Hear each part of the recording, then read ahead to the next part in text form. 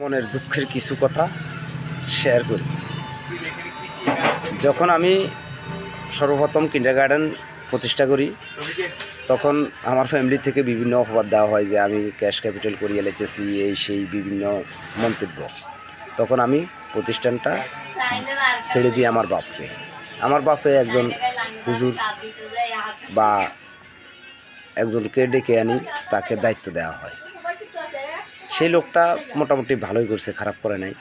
পরে যখন সে বিদেশ চলে যায়, তখন কিন্তু আরেকটা হুজুর না খাজুররা দিয়ে গেছে, সে আগের লোকটারও নাম চেঞ্জ করে ফেলাইছে এবং কি আমার বাপের নামটাও পর্যন্ত রাখে নাই, দলিলের নামটাও চেঞ্জ করে ফেলাইছে, প্রতিষ্ঠানের নাম। পরবর্তীতে আমি এগুলা নিয়ে এই দীর্ঘ 1 বছর পর্যন্ত প্রতিবাদ করতে এখন মনে করেন যে মোটামুটি একটু পরিবর্তন হয়ে আসছে, বাকিটাও হওয়ার রাস্তায় আছে, তবে লক্ষণ এখনও শিওর না।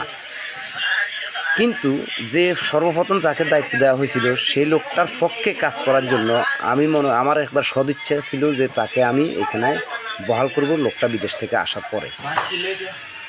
সেই লোকটা সে বিদেশ থেকে মনে করেন যে এমনভাবে যে গিরিঙ্গিবাজি করছে যে আমি মিটিং ডাক দিছি, যদি ওই সময় মিটিং যদি হতো তাহলে 50-60টা নতুন স্টুডেন্ট হতো।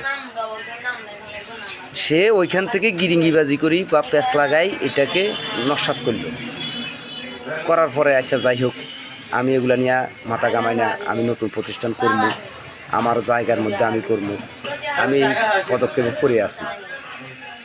এখন ওই লোকটাই আবার নতুন করে কিছু আলেম নামে জালেমদেরকে দায়িত্ব দিছে, বা ওইখান থেকে ফোনে যোগাযোগ হয়ে যা করার করছে। কিন্তু আসলে কি সে বুঝতে পারছে যে তার ব্রেনটে কি কাজ করছে, এবং নিজের ফাঁয়ে নিজে কুড়াল মারছে? সে কি এই জিনিসটা কি মাথায় আনছে? আমার মনে হয় না। কারণ যারা কিছুদিন আগেও তার কাছে এই মাদ্রাসা জমিনের রেজিস্ট্রি চেয়েছে, সে তাদের ফাঁয়ের তলে গেছে আর পাবলিক।